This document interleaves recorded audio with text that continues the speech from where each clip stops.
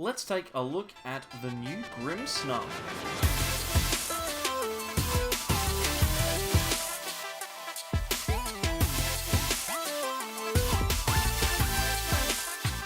Welcome back everyone to more from the Sable Eyes. I'm Mitch, and today we are going to be taking a look at Grimmsnarl from Rebel Clash. This card is one that has flown under the radar a little bit. It's a pretty strong attack, but it is on a stage 2, so it's going to be a little bit awkward to get out there. A lot more of a rogue deck than some of the ones that we've been featuring recently, but you've got to play some rogue decks every now and then to have a bit of fun. Before we get into the list, if you haven't already, please consider subscribing. Click that button so that you are kept up to date with every one of the videos that we release, and give us a like down the bottom so that more people can see the content. The more people that see it, the happier I am. So if you get the chance to do that, that would be great. But hey, without further begging, let's take a look at the list. So Grimmsnarl has a couple of very interesting features. It has 170 HP, which is relatively good for a stage 2 Pokemon, but not necessarily out of the realms of being one-shot. I think the things that make this card really strong, there's a couple of them. Firstly, Dark Oath, its ability, means that if this Pokemon's in the active, then we are going to be forcing our opponent to attach an extra energy in order to attack. As long as this Pokemon is in the active, your opponent's active Pokemon's attacks cost 1 colorless more. So instead of having 3 metal for a Zacian to attack, it now needs 4. Instead of needing 3 for a Pikarom to use Full Blitz, it needs 4. You can see how that would be a pretty strong attack ability, but the attack that goes with it, Energy Press, 100, which is a pretty solid base amount of damage to be doing, plus 30 more for every energy attached to your opponent's active Pokemon. So that means if there are 3, and there's lots of Pokemon that use 3 energy to attack at the moment, that's going to be doing 190 damage. And if that Pokemon needs a bit of extra energy to attack with because of Grimmsnarl's ability, then we can potentially get ourselves up to something like 220, which is a very large number. Now, this one's good, especially if Dragapult is floating around on the ladder, which probably will. It is one of the better decks in the meta at the moment, so you could potentially get yourself a couple of cheap knockouts with Grimmsnarl. The issue for us is going to be its pretty hefty energy cost. We need Dark Double Colorless, but that's okay because we can always pay for it with Twin Energy, which we can attach considering our Grimmsnarl is not a V or GX Pokemon. And we also have 2 copies of Bede or Bede or however you want to pronounce it, so that we could potentially power up 1 in a turn. It's going to be a little bit awkward to do. We don't realistically want to have to do this, but the option being there is always good. The rest of the deck is kind of, it's a mishmash of some interesting stuff floating around. Let's look at the Galar Mine kind of package first. What we're going to try and do is we're going to try and lock Pokemon in the active so that they have to give those extra energies to us so that we can attack with them. If we get the chance to do that, that would be great, and Galar Mine might potentially give us a chance to get some Pokemon locked in the active that we don't want, that our opponent don't want to have there. So that is always potentially good. We have Absol to try and add to that as well. Means that all basic Pokemon will have 1 extra retreat also.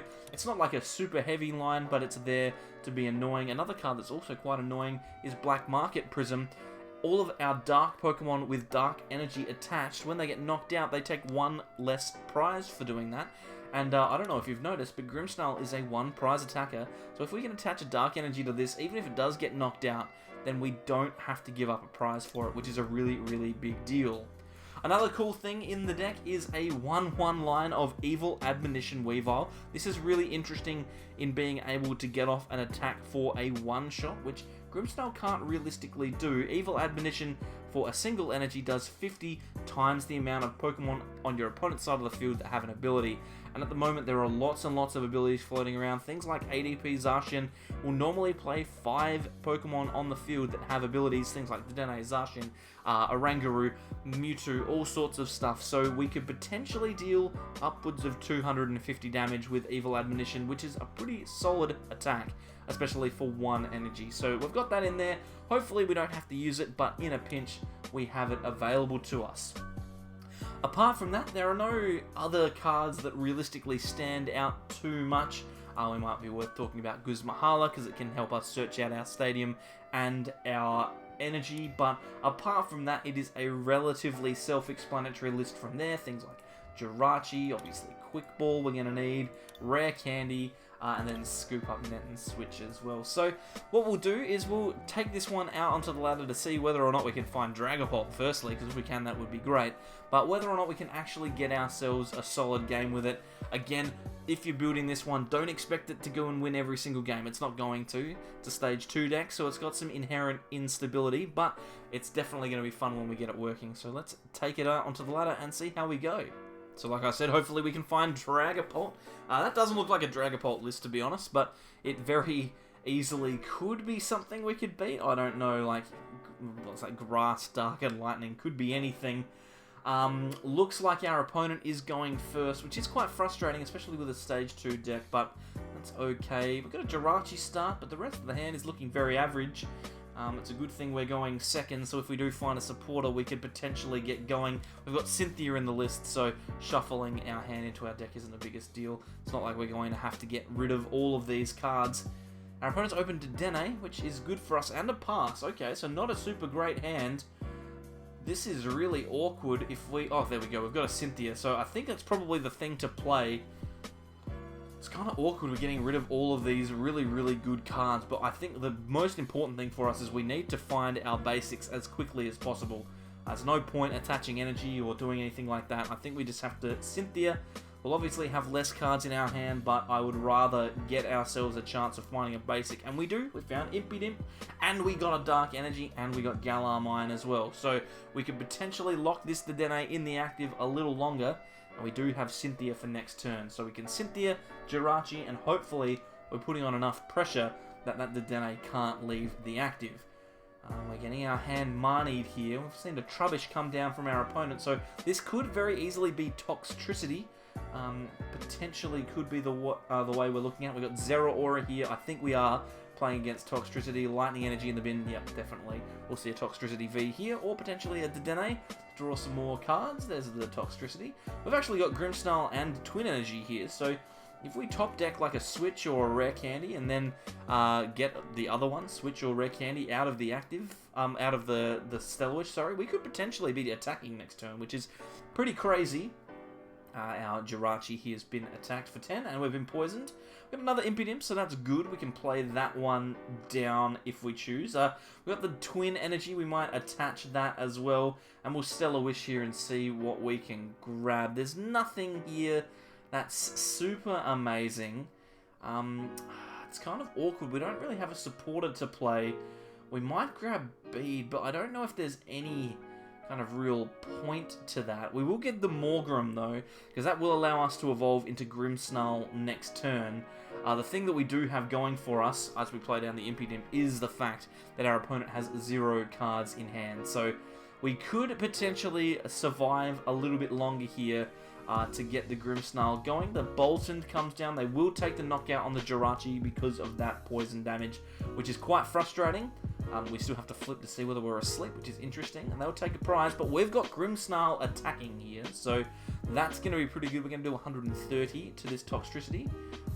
It's not a great hand at all, but hey, our opponent doesn't have a great hand either, and we've just half hit this Toxtricity if they attach energy to it.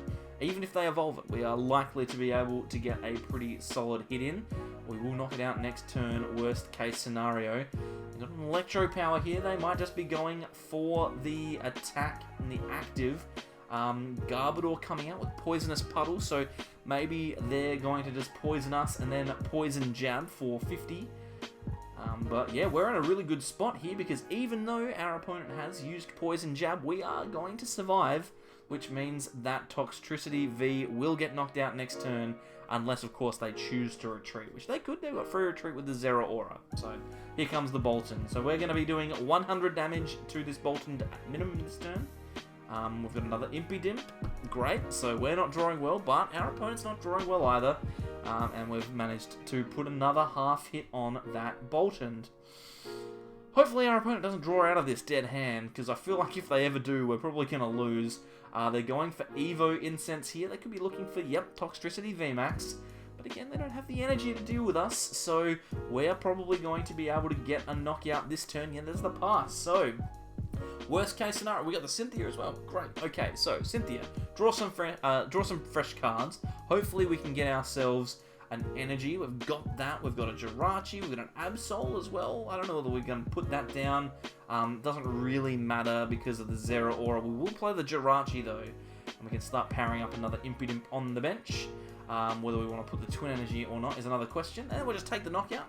100 damage will get us that Boltund, which is good, as a Weavile out of the prizes and a Switch. So now if they do knock this Grimmsnarl out, we will have access to Switch. We can put the Jirachi in the active and then get ourselves going. They've finally drawn out of their dead hand, and here comes the next attacker. We've got the Dene putting some cards into our opponent's hand, some speed energy as well, getting some more cards into the hand. So that's pretty strong for our opponent. Interestingly enough, though, if they ever get enough energy on this Toxtricity to attack into our Grimmsnarl, which, you know, is only 3, then we are going to force them to get that. We're going to force them into a position where they're going to get knocked out. And also, Grimmsnarl's ability means that they still need 2 more energy. So, feeling pretty good here. There's 2 Grimmsnarl in our hand, and wow, they've just gone for another pass. So, this is very interesting for us. We'll attach the Twin Energy and then Cynthia away. Hopefully we can find ourselves a couple of things. That Sneasel's very interesting. We could put that down. I don't know if you've noticed or not, but there's 4 Pokemon on our opponent's side of the field that have got abilities. So we could potentially get a big 200 damage hit in on whatever is in the active next turn if we choose. And the Dedenne being half hit as well is really, really good. They've got more speed energy, drawing more cards, electro power as well. So maybe they are going to go looking for that Tapu Koko this turn. If they find Koko, they could power up the Toxtricity, take the knockout, but we're going to be able to return it straight away. Oh, the Thunder Mountain, that'll do it for them. So now all they need to do is find a way out of the active. They have a Switch. Toxtricity V is going to be taking a knockout here. But we've got the instant response. We can put the Sneasel forward. We can even put the Jirachi forward. We've got Scoop Up Net in hand. So we are ready to go. No matter what comes up here, we're set. And that Galar Mine is actually really, really good for us. We can play that down and force our opponent to attach energy to Garbodor. And the Garbodor with the balloon on it, unless it has lightning energy, is not going to be able to retreat. So that's really, really strong. We'll Stellar Wish here. Oh, that boss's orders is pretty tempting. I kind of just want to take a knockout on this Toxtricity, but we could potentially get ourselves a knockout on something else next turn if we do grab this boss's orders. So I think it's definitely worth it. We'll evolve into the Weavile, then attach the energy. We'll Scoop Up Net the Jirachi and stick that Weavile in the active. No matter what we want to knock out, we'll be knocking it out next turn. We'll chuck the Jirachi down as well, and then Evil Admonition will do 200 damage and take a knockout on that VMAX. Very strong play. We've got 1 prize left to take, and yeah, they've conceded. There you go. We managed to put on enough pressure. So Grimmsnarl, very, very interesting. It looked there like our opponent wasn't doing a lot. For some periods of time they weren't, but they were also not doing a lot because they couldn't. Grimmsnarl's ability meant that they were really struggling to get those energy attachments that they needed to get the attack off. So I think we did relatively well with that one. Hopefully you've enjoyed. If you do like to see this type of content, then please subscribe. Jump on board and let us know what kind of stuff you like. You can also follow us on Facebook and Twitter at @SableEyes_YT. If you click the button just here, you subscribe. Over here are some videos that YouTube thinks you'll like, as well as a playlist down the bottom right for more of this kind of content. Thank you everyone for coming along, and we'll see you all next time for more from the Sable Eyes. Bye.